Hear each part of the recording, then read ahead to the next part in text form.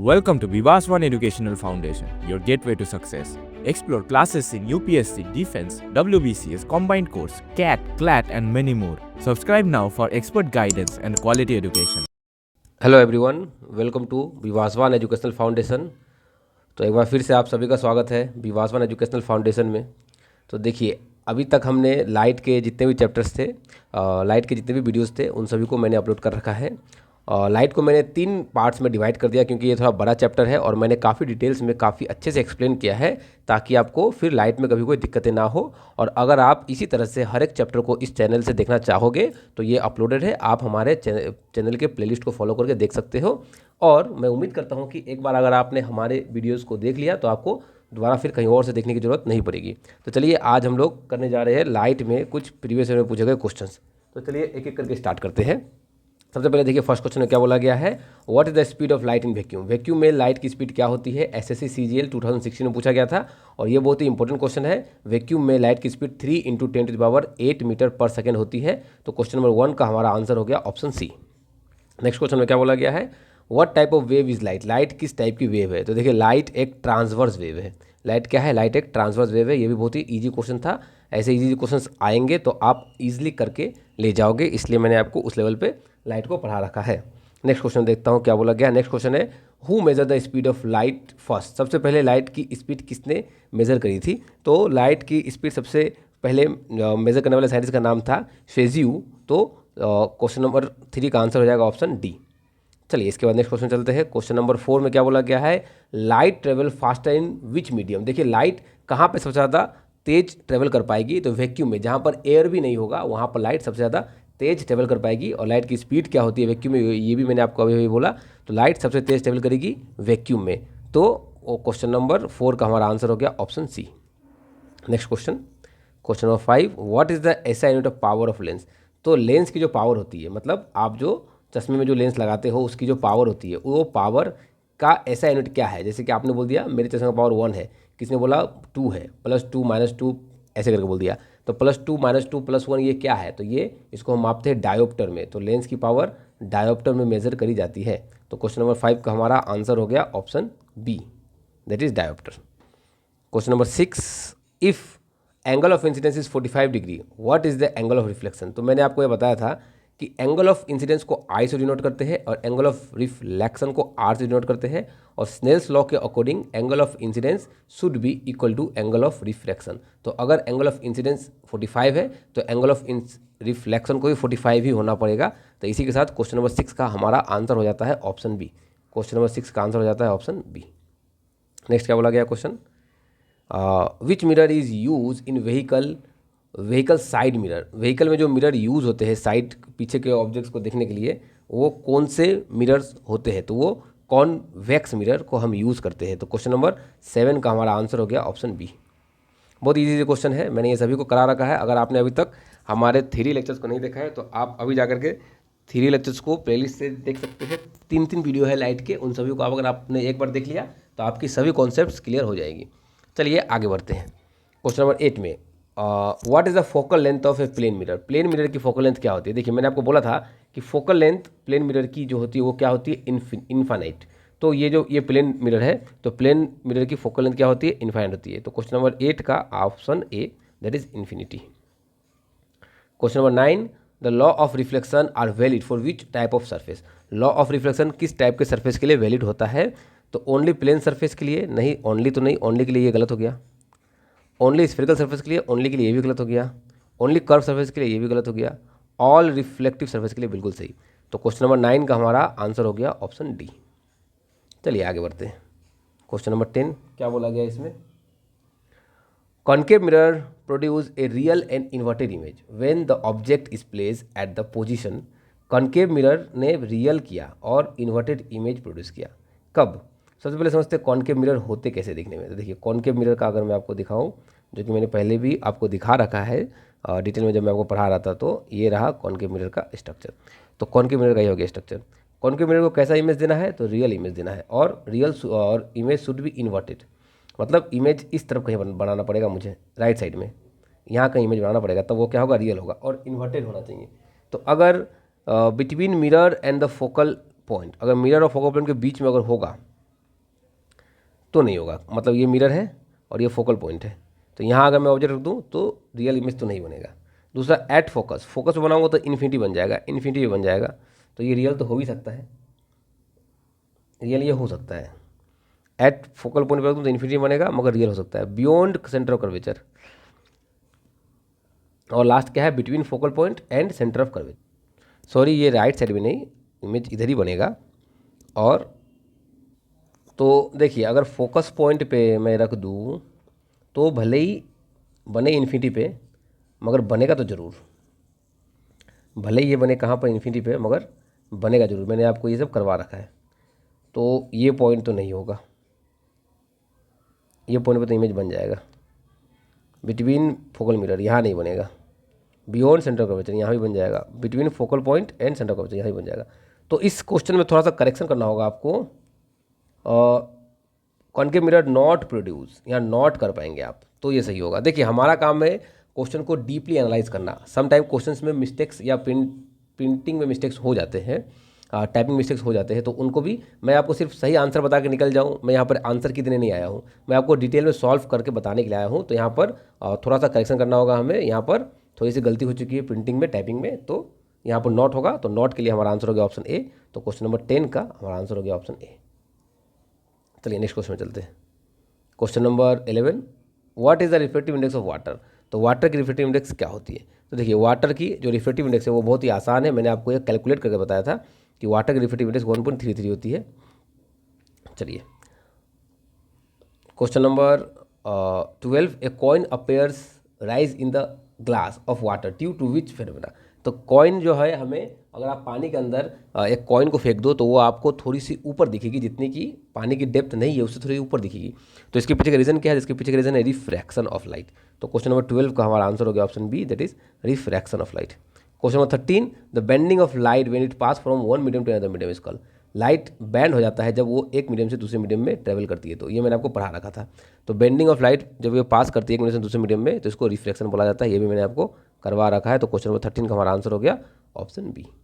चलिए next question पे, question number 14, which optical instrument work on the principle of total internal reflection. तो total internal reflection होता क्या है, पहले ये समझते हैं। देखिए, ये मान लीजिए एक पाइप लाइक स्ट्रक्चर है, इसमें दो अलग अलग मीडियम है। अब दो अलग अलग मीडियम है, तो यहाँ से अगर मैं आपको यहाँ से अगर एक लाइट छोड़ूँ तो वो लाइट पहले इस पे जाएगा, जा करके यहाँ पर टकराएगी और टकरा के उसके लाइट को इधर जाना चाहिए, मगर वो उस पार ना जाके अंदर चली आएगी। तो जितने भी लाइट थी 100% लाइट, सभी की सभी लाइटें अंदर चली आएगी। तो इसको हम लोग बोलेंगे इंटरनल। और ये क्या हो रहा है, रिफ्लेक्शन हो रहा है। और 100% लाइट आ रहा है इसलिए कहेंगे टोटल। तो टोटल इंटरनल रिफ्लेक्शन मतलब पूरा का पूरा लाइट अंदर चला आना। और ये ऑप्टिकल फाइबर्स में यूज़ होते हैं, जैसे केबल लाइंस, उसके बाद जो भी इंटरनेट के केबल्स होते हैं वो, और जो अल्ट्रासोनोग्राफी में जो, और इंडोस्कोपी में जो डॉक्टर्स यूज़ करते हैं वो, ये सभी कैसे होते हैं, किससे बने होते हैं, तो ऑप्टिकल फाइबर से बने होते हैं। और ऑप्टिकल फाइबर किस प्रिंसिपल पे काम करता है, तो optical fiber total internal reflection के प्रिंसिपल पे काम करता है। चलिए next question, question number 15, the apparent depth of a swimming pool is due to which phenomena. जो अपरेंट डेप्थ स्विमिंग पूल की होती है वो सेम एज ग्लास में जो मैंने आपको अभी कॉइन का एग्जांपल दिया था, रिफ्रैक्शन की वजह से होती है। तो क्वेश्चन नंबर 15 का हमारा आंसर हो गया option B. Question number 16, which lens is use to correct myopia. Myopia मतलब दूर की वस्तुएं ठीक से दिखाई नहीं देंगी, तो इसके लिए हम कौन सा लेंस यूज़ करते हैं। तो आप ही सोचिए कि जो पर्सन मायोपिया से सफ़र करते हैं उनको किस पावर का ग्लास यूज़ करना होता है, नेगेटिव पावर का। और नेगेटिव पावर किसके लिए यूज़ करते हैं हम लोग, कॉनकेव लेंस के लिए नेगेटिव पावर यूज़ करते हैं, मतलब इस वाले लेंस के लिए हम लोग नेगेटिव पावर यूज़ करते हैं। तो बहुत ही आसानी से क्वेश्चन नंबर 16 का आंसर हो गया option B. Question number 17, the power of a convex lens is +2 dioptre, what is the focal length. तो मैंने क्या बताया था आपको कि फोकल पावर का फॉर्मूला होता है 1/, फोकल लेंथ अगर मीटर में है तो, ठीक है, 1/, फोकल लेंथ अगर मीटर में है तो। अब क्या बोला इन लोगों ने, पावर को 2 दे दिया है, तो इन्होंने क्या पूछ लिया हमसे, फोकल लेंथ पूछ लिया है। तो ये चेंज करेंगे तो फोकल लेंथ क्या हो जाएगा, 1/2, दैट इज़ 0.5 डायोप्टर। तो बहुत ही आसान सा क्वेश्चन, मैंने मैथमेटिकली इसको सॉल्व कर दिया, ऑप्शन ए के साथ ये मैच कर गया। तो क्वेश्चन नंबर 17 का हमारा आंसर हो गया option A, that is 0.5 metre. Dioptre बोल रहा हूँ मैं, मीटर होगा क्योंकि ये फोकल लेंथ की यूनिट मीटर होती है और पावर की यूनिट डायोप्टर होती है, ठीक है। Question number 18, magnifying glass consist of which type of lens. अगर मैग्नीफाइंग ग्लास से हमें किसी चीज़ को मैग्नीफाई करना है तो किस टाइप के लेंस को हम यूज़ करेंगे, तो वहाँ पर हम लेंस का यूज़ करते हैं इस टाइप के कन्वेक्स लेंस को यूज़ करते हैं। ठीक है, चलिए, तो convex lens option A, that is convex lens. Question number 19 पे चलते हैं। Which lens is use in simple microscope. देखिए, सिंपल माइक्रोस्कोप एक मैग्नीफाइंग ग्लास, दोनों कहीं ना कहीं सिमिलर चीज़ ही है। SSC MTS 2018 में क्वेश्चन पूछा गया था। तो अभी भी मैंने आपको बताया कि कौन से लेंस को हम यूज़ करते हैं मैग्नीफाइंग ग्लास में, कॉन्वेक्स लेंस को। तो हम लोग सिंपल माइक्रोस्कोप में भी कॉन्वेक्स लेंस को ही यूज़ करेंगे। तो क्वेश्चन नंबर 19 का हमारा आंसर हो गया option B. Question number 20, a convex lens always form a virtual, convex lens always form a virtual image when the object is place at which position. देखिए, virtual image के लिए मैंने आपको 6 रे डायग्राम्स पढ़ाए हैं, उसको आप लोग वीडियो से ज़रूर एक बार चेक कर लीजिए कि उसके लिए अगर ऑब्जेक्ट ये ऑप्टिकल सेंटर और अगर फोकस के बीच में कहीं ऑब्जेक्ट है तो इससे जो इमेज बनेगी वो कैसी होगी, वो इमेज वर्चुअल बनेगी। तो वर्चुअल के लिए कहाँ होना चाहिए, बिटवीन ऑप्टिकल सेंटर, कैसा चाहिए हम लोगों को, virtual, between optical centre and focus. तो बिटवीन फोकस एंड लेंस है, ऑप्टिकल सेंटर को इन लोगों ने लेंस कह दिया, एक ही बात है। तो क्वेश्चन नंबर 20 का हमारा आंसर हो गया option C. Question number 21, what is the phenomena responsible for formation of rainbow. Rainbow के लिए कौन सा फेनोमेना रिस्पॉन्सिबल है। तो रेनबो के लिए जो फेनोमेना रिस्पॉन्सिबल है वो है, देखिए वैसे तो नॉर्मली रेनबो में सब कुछ दिखाया जाता है, रिफ्लेक्शन, इंटरनल रिफ्लेक्शन सभी दिखाया जाता है, मगर यहाँ पर डिस्पर्सन से मेनली रेनबो दिखता है। तो क्वेश्चन नंबर 21 का ऑप्शन सी हो जाएगा। Question number 22, which colour of light has the shortest wavelength. तो किस लाइट की वेवलेंथ सबसे कम होती है। देखिए, रेड की वेवलेंथ सबसे ज़्यादा होती है। तो विबग्योर में कैसे शुरू होता है, violet, indigo, blue, green, yellow, orange, red. तो रेड की वेवलेंथ सबसे ज़्यादा, सबसे कम किसकी, वायलेट की। तो क्वेश्चन नंबर 22 का हमारा आंसर हो गया option D, that is violet. और सबसे ज़्यादा अगर वेवलेंथ पूछा जाता तो हम रेड को करते। ठीक है, चलिए, question number 23, the blue colour of sky is due to the which phenomena. तो ये हमें स्कैटरिंग ऑफ लाइट की वजह से स्काई ब्लू कलर का दिखता है, जिसे मैंने वीडियो में अच्छे से कवर कर रखा है। आप चाहे तो वीडियो को जरूर फॉलो कर सकते हैं। और अगर आप हमसे ऑफलाइन में जुड़ना चाहते हो तो आप नीचे दिए गए नंबर पे हमारे टीम से कॉन्टेक्ट करके हमारे इंस्टीट्यूट में एडमिशन लेके हमसे ऑफलाइन में भी जुड़ सकते हैं और अपने प्रिपरेशन को एक अलग लेवल पे लेके जा सकते हैं। Question number 24, what cause the red colour of sun during sunrise and sunset. तो सनराइज और सनसेट के टाइम पे जो सन है वो रेड कलर का क्यों दिखता है। तो देखिए, जो सनराइज और सनसेट के टाइम पे जो रेड कलर का हमें दिखता है सन, वो भी क्यों दिखता है हमें, स्कैटरिंग के वजह से ही दिखता है। तो क्वेश्चन नंबर 24 का आंसर हो गया ऑप्शन सी। क्वेश्चन नंबर 25, क्या बोला गया है इसमें बोला गया है the visible spectrum which colour has the longest wavelength. अभी मैंने आपको पिछले क्वेश्चन में बताया कि सबसे लंबी जो वेवलेंथ होती है वो रेड कलर की होती है, तो रेड, और सबसे छोटी वायलेट की। तो क्वेश्चन नंबर 25 का हमारा आंसर हो गया option D, that is red colour. Question number 26, which lens is use in camera for focus light. तो लाइट पे फोकस करने के लिए कैमरा में कौन से लेंस को हम यूज़ करते हैं, तो कॉन्वेक्स लेंस को हम यूज़ करते हैं। तो क्वेश्चन नंबर 26 का हमारा आंसर हो गया option A, that is convex lens. चलिए आगे चलते हैं। Question number 27, which part of human eye control the amount of light entering it. मतलब ह्यूमन आई में कितना लाइट आना है, इसे हम किस पार्ट से कंट्रोल करते हैं। तो देखिए, कितना लाइट आना है कितना नहीं आना है, हम लोग इससे लेंस को छोटा और बड़ा करते हैं, और लेंस जुड़ा होता है आइरिस से। तो आइरिस कहीं ना कहीं इसे कंट्रोल करता है कि कितने लाइट को आना है कितने लाइट को नहीं आना है। तो क्वेश्चन नंबर 27 का आंसर हो गया option B, that is iris. Question number 28, which defect of human eye is corrected using convex lens. देखिए, कॉन्वेक्स लेंस, कॉन्केव लेंस से हमने क्या करेक्ट किया था, मायोपिया करेक्ट किया था। अभी भी पिछले क्वेश्चन में मैंने आपको बताया। तो मायोपिया का आंसर नहीं होगा। हाइपरमेट्रोपिया को हम कॉन्वेक्स लेंस से जरूर, मतलब उसको ट्रीट कर सकते हैं। तो क्वेश्चन नंबर 28 का हमारा आंसर हो गया, सॉरी मैं कहीं और टिक मार दिया। तो क्वेश्चन नंबर 28 का हमारा आंसर हो गया option B, that is hypermetropia. Question 29, इस क्वेश्चन 29 का ऑप्शन हमारे पास नहीं है। विच mirror is use in torch light. तो इसको, तो वैसे ऑप्शन तो है नहीं, मगर मैं इसको कॉनकेव मिरर कह सकता हूँ। इसका आंसर क्या होगा, कॉनकेव मिरर। ठीक है, question number 30, what is the reason behind the twinkling of star. तो स्टार हमें चमकता हुआ क्यों दिखता है, ट्विंकलिंग करता हुआ क्यों दिखता है, क्या है इसके पीछे का रीज़न। क्या इसका भी ऑप्शन नहीं है, तो इसका जो रीज़न है वो क्या होगा, रिफ्रैक्शन ऑफ लाइट होगा, रिफ्रैक्शन ही होगा, refraction of light through atmosphere. Atmosphere के अलग अलग रिफ्रैक्टिव इंडेक्स की वजह से हमें ये दिखता है। क्वेश्चन नंबर 31 भी ऑप्शंस नहीं है, एक सेकंड। स्टूडेंट्स किसी टेक्निकल का रीज़न से कुछ क्वेश्चंस के ऑप्शन प्रिंट नहीं हुए हैं, तो मैं उसको स्किप करके आगे चला जाता हूँ, फिर मैं किसी और चैप्टर में इन क्वेश्चंस को भी लेकर के डिस्कस कर दूंगा। तो क्वेश्चन नंबर 34 पे चले आते हैं, क्या बोला गया यहाँ देख लेते हैं। Which mirror is use dentist to examine teeth. तो डेंटिस्ट टीथ को एग्जामिन करने के लिए कौन से मिरर को यूज़ करते हैं। देखिए डेंटिस्ट को अगर टूथ को एग्जामिन करना है तो वो कैविटी को, बैक्टीरिया को तो नहीं, कैविटी को या किसी भी टाइप के डिफेक्ट को वो बड़ा करके जूम करके देख पाए, इसलिए वो यूज़ करते हैं। तो कॉनकेव मिरर इस काम में हेल्प करता है। तो इसका आंसर होगा हमारा कॉनकेव मिरर, दैट इज 34 का option B, concave mirror. Question number 35, which type of mirror is use in street light to spread light over a large area. मतलब लाइट के पीछे एक मिरर को यूज़ किया जाता है जिससे कि लाइट लार्ज एरिया में स्प्रेड हो जाए और चीज़ें आसानी से दिखे और कम काम से हमें मतलब ठीक ठाक ऑब्जेक्ट्स दिख जाए। ठीक है, तो इसमें हम लोग पैराबोलिक मिरर यूज़ करते हैं, जो कि आपके सिलेबस में खास तो है नहीं, मगर कभी अगर टाइम मिले तो मैं आपको जरूर पैराबोलिक मिरर क्या होता है समझा दूंगा।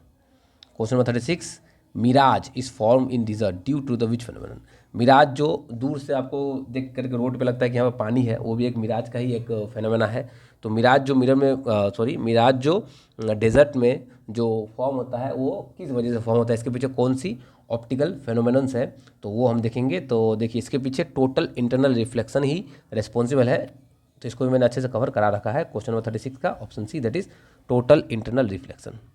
Question number 37, what happens to the focal length of a concave lens when it emerge in water. जब फोकल लेंथ को अगर हम वाटर के अंदर डाल दें, एक लेंस को लिया हमने, कॉन्वेक्स लेंस को हमने एक वाटर के अंदर डाल दिया, तो इसकी फोकल लेंथ में क्या कमी आएगी या क्या बढ़ेगा या कुछ चेंज नहीं आएगा, ये यहाँ पर पूछा गया है। तो फोकल लेंथ इसकी इंक्रीज हो जाएगी। क्वेश्चन नंबर 37 का answer A, that is increase.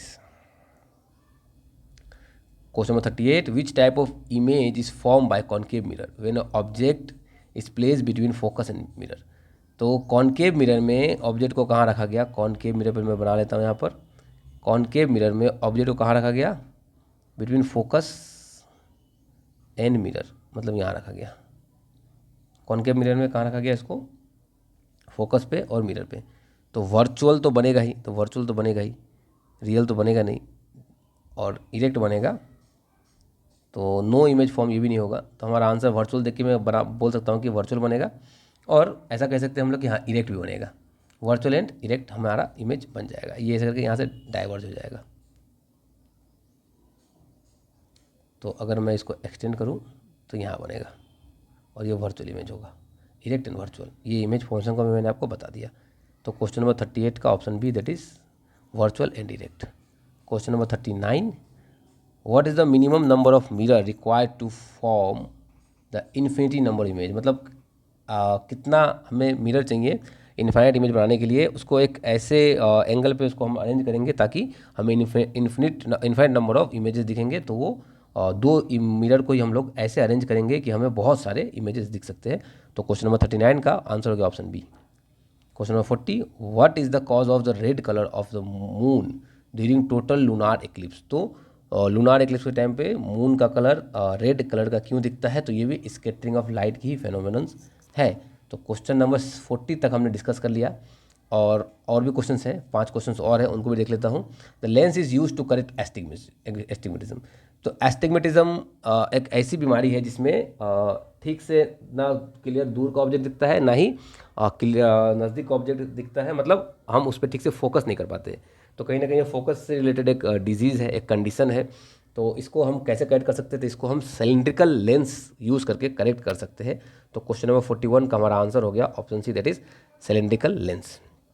Question number 42, which optical phenomena is responsible for sparking of diamond. Diamond के अंदर भी एक तरफ से लाइट ढुकता है और वो बहुत ज़्यादा टोटल इंटरनल रिफ्लेक्शन करके लाइट वहाँ से बाहर निकलती है, इसलिए हमें डायमंड बहुत ही चमकता हुआ दिखता है। तो क्वेश्चन नंबर 42 का आंसर हो गया ऑप्शन सी।